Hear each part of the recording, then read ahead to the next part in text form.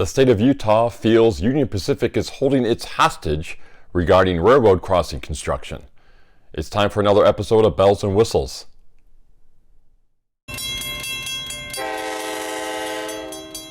Hello everyone, Bill Wilson, Editor-in-Chief of Railway Track and Structures Media, with a look at the top news stories we were following the week ending February 11th.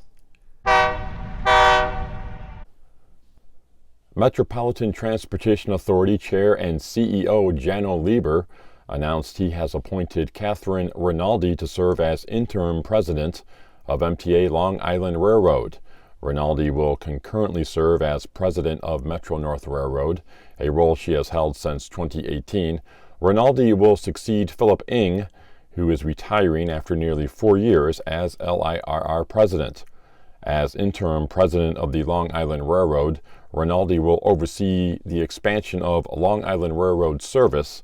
Most critically, this includes the opening of Long Island Railroad service to Grand Central Terminal later this year, the culmination of the East Side Access Project. Illinois lawmakers are once again trying to rally state transportation agencies in an attempt to create a Quad Cities to Chicago passenger line. Illinois Senators Tammy Duckworth and Dick Durbin, along with Illinois Representative Cheri Bustos, have sent letters to the Illinois Department of Transportation and the Iowa Interstate Railroad, calling on both to get together and finalize an agreement on the scope and costs of infrastructure upgrades needed for the passenger line. The current rail lines that will be used for the route can only handle Class 2 and Class 3 rail transportation. Rail would need to be upgraded along the entire line before passenger service could start. The city of Tempe, Arizona and Union Pacific have come to terms on a lawsuit settlement that involved a derailment in Tempe Town Lake in 2020. Union Pacific has agreed to pay about $500,000 for the cost of the accident incurred by Tempe Town Lake.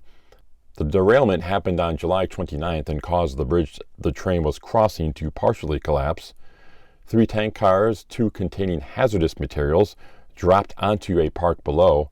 8 of the 10 rail cars that left the tracks caught on fire. There were no injuries reported. Union Pacific demolished a 150-foot section of the bridge that collapsed and has since rebuilt the piece. The Utah State Legislature will have the opportunity to negotiate through what has been called a hostage situation involving railroad crossings. House Bill 181 would allow the Utah Department of Transportation to handle the parameters on who would pay for railroad crossing maintenance during road projects.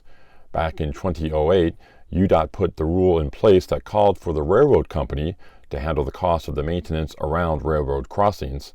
The rule has stalled road construction on State Route 30 in Cache County. Funding has been allotted for the project, but Union Pacific has not been on board with widening the railroad crossing to accommodate the highway expansion from 2 lanes to 4. Cache County Executive David Zook said Union Pacific would only pay for an overpass or if 3 other railroad crossings of significant volume were shut down. Zook said he felt like the county was being held hostage by the Class 1 company.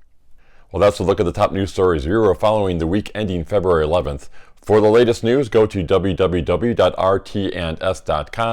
You can also find us on social media. We are on Facebook and Twitter. Have a great weekend, everyone.